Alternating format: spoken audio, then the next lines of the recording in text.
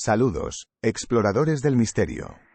Soy Hugo, y hoy nos sumergiremos en las sombras de un lugar lleno de secretos y sucesos inexplicables. El Hotel Cecil, segunda parte, un icono en Los Ángeles cargado de misterios y tragedias. Continuemos nuestra exploración de esta auténtica mansión del terror. Entremos en el loop. En octubre de 1954, Helen Gurnee, de 55 años, empleada de una firma papelera, se arrojó del séptimo piso. Estaba registrada con otro nombre. El 11 de febrero de 1962, Julia Frances Moore, de 50, saltó desde el octavo y su cuerpo golpeó contra la baranda del segundo. El mismo año, en el mes de octubre, Pauline Otten, de 27 años, después de discutir con su marido, se lanzó de la ventana del noveno. En su caída mató a un peatón llamado George Giannini, de 65 años. El 4 de junio de 1964, hubo otro homicidio. Goldie Osgood era una operadora telefónica del hotel, ya retirada, que continuaba viviendo allí. La anciana de 79 años era muy apreciada por todos los residentes permanentes.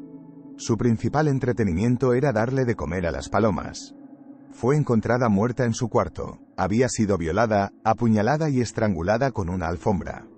Su dormitorio, además, había sido saqueado. Sus vecinos de habitación dijeron que la habían visto momentos antes de ser asesinada. Pocas horas después del crimen, un hombre llamado Jacques B. Ellinger, de 29 años, fue detenido y acusado por el hecho. Había sido visto caminando cerca de donde ella estaba alimentando a los pájaros y tenía la ropa manchada con sangre. No hubo demasiado empeño oficial para dilucidar el caso y, en poco tiempo, el acusado fue absuelto. La agenda de suicidios y crímenes continuó.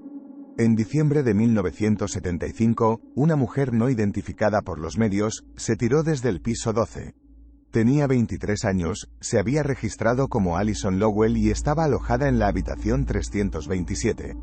En 1976, Jeffrey Thomas Paley, de 26 años, compró un rifle y subió a la azotea.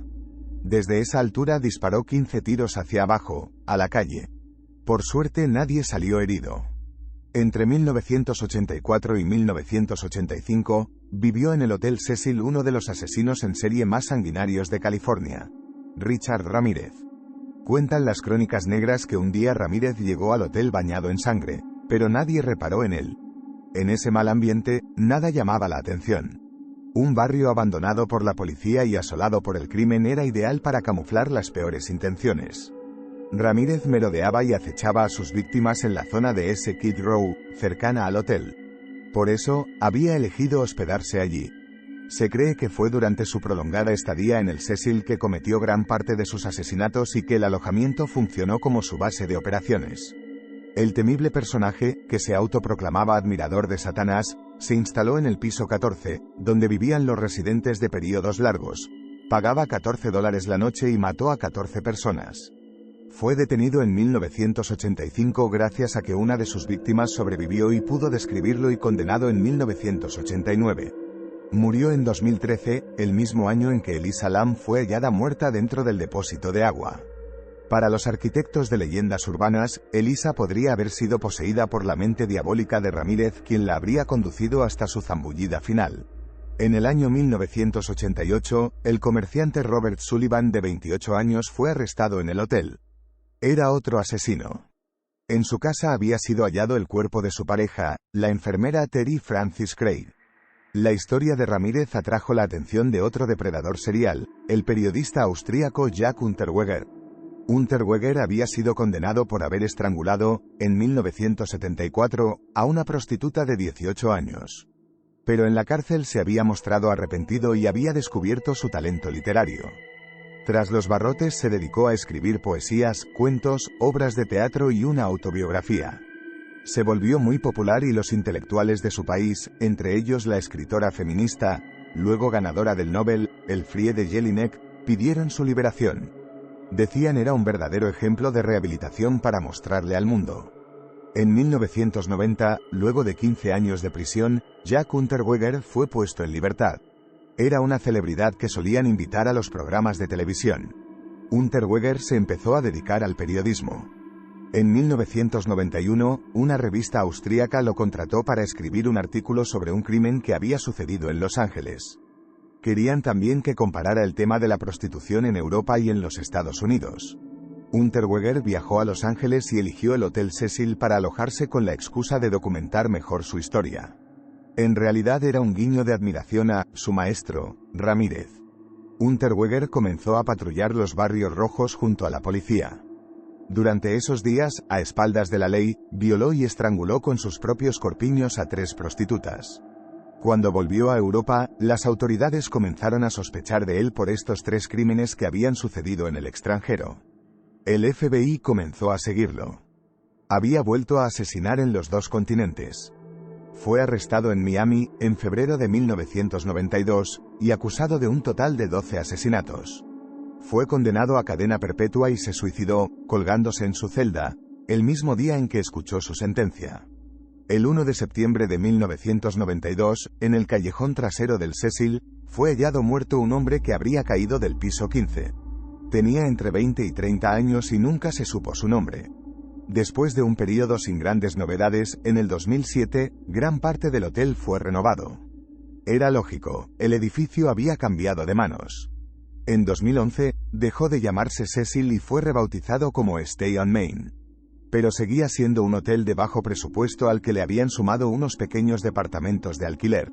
Ese año crearon también, para evitar a los fanáticos del morbo, una nueva web, stayonmain.com. El antiguo sitio, thececilhotel.com, desapareció de Internet a finales del 2013, luego de la muerte de Elisa Lam. Pero lo cierto es que, para la época en que la joven desapareció, el edificio seguía manteniendo el letrero original donde se leía Hotel Cecil y la antigua publicidad al costado del edificio. El 19 de febrero de 2013, fue hallado el cuerpo de Elisa Lam y los peritos forenses catalogaron su muerte como un ahogamiento producto de un brote por su bipolaridad. Aseguraron que no había indicios de que hubiera sido un asesinato, ni que hubiera habido intento de violación. Sin embargo, son muchos los que se niegan a creerlo. Encuentran, casi imposible, que Elisa hubiera podido subir al tanque de la terraza sin que sonara ninguna alarma, lo hubiera destapado y se hubiera lanzado, desnuda y en la oscuridad, al agua. Sospechan que, esa noche, podría haber habido alguien más involucrado. Los seguidores fanáticos del caso también hablan de conspiraciones estatales, de juegos peligrosos y de magia negra. Por un lado, porque el vídeo, que tiene todas las virtudes de un guión de Hollywood, alimenta muchas de las ideas descabelladas que circulan. Por otro lado, porque el caso nunca tuvo una resolución parcial que conformara a todos. En enero de 2014, un joven fotógrafo llamado Coston Alderete, sacó una foto en el hotel donde se observa, fuera de la ventana del 4º piso, una figura fantasmal. La prensa divulgó la foto. Con un poco de imaginación parece verse una figura traslúcida, de pie, en la cornisa. ¿Qué es lo que realmente sucede dentro de este gran edificio de los años 20? ¿Es solo una mera coincidencia de hechos desgraciados y fortuitos? ¿O los demonios y fantasmas que acarrean sus entrañas pueden darnos un susto mortal? Para averiguarlo habría que esperar a su reapertura, desafiar al destino y dormir en él. Algo que intuyo, gran parte de los mortales, incluida la persona que te narra esta historia, no estaría dispuesta a hacer. Si alguna vez planeas explorar el Hotel Cecil, la valentía es clave, pero la autoprotección de todas las clases posibles y la precaución también. Concluimos nuestra expedición al enigmático Hotel Cecil. ¿Has tenido alguna experiencia paranormal en este lugar o conoces alguna historia adicional? Déjanos saber en los comentarios. No olvides suscribirte, dar like y activar la campana para más exploraciones en El Loop Místico. Hasta la próxima, valientes exploradores.